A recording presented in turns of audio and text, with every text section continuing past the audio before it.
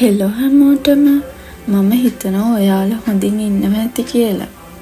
මේ වෙලාවේ අපේ රට ලොකු දුෂ්කර කාලයක් පසු කරමින් ඉන්නවා.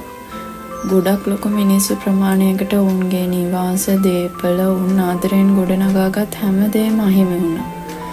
සමහරුන්ට ඔවුන්ගේ ආදරණීයන් පවා අහිමි වුණා. ඇත්තටම මේ දේවල් දකිද්දී අහද්දී අපේ හිතවලට සෑහෙන වේදනයි. මම දන්නවා අපිට යාළුවගේ වේදනාව නැති කරන්න බැරි බව. ඒත් අපිට පුළුවන් එයාලට පුංචිම හරි උදව්වක් උපකාරයක් මේ වෙලාවේ කරන්න. ඔයා ගොඩක් දුප්පත් කෙනෙක් වෙන්න පුළුවන්. ඒත් ඔයාට එක වතුර බෝතලයක් අරන් දීලා හරි මේ වෙලාවේ අසරණ වෙලා ඉන්න කෙනෙක්ට උදව් කරන්න පුළුවන්. ඒක ලොකු පිනක්. අපෙන් ලැබෙන පුංචිම දෙයක් වුණත් මේ වෙලාවේ අසරණ වෙලා ඉන්න කෙනෙක්ට ලොකු දෙයක් වෙන්න පුළුවන්.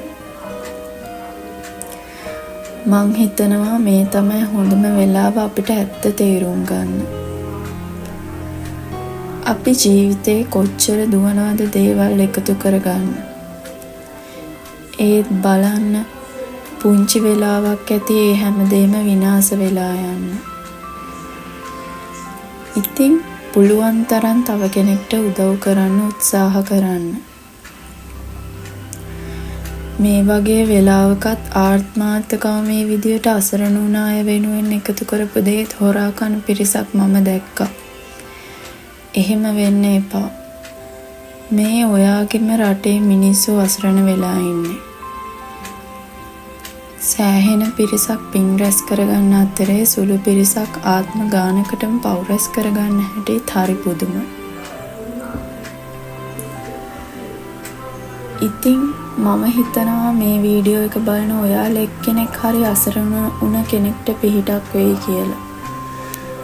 මොකද අපි හැමෝම එක පුංචි දෙයකින් හරි උදව්වක් කරොත් අපිට ලොකු වෙනසක් කරන්න පුළුවන්. කොයි වෙලාවේ අපේ හුස්ම ටික යයිද කියලා කියන්න බෑ. ඉතින් මේ ඉන්න ටික කාලේ අනිත් අයට ආදරයෙන් කරුණාවෙන් සැලකමු.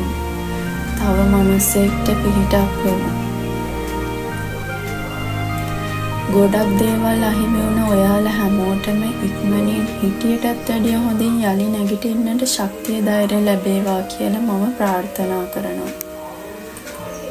අපි හැමදාමත් ඔයාලා එක්ක ඉන්නවා. අපි එකතු වෙලා ආයේ නැගිටිමු. ස්තුතියි.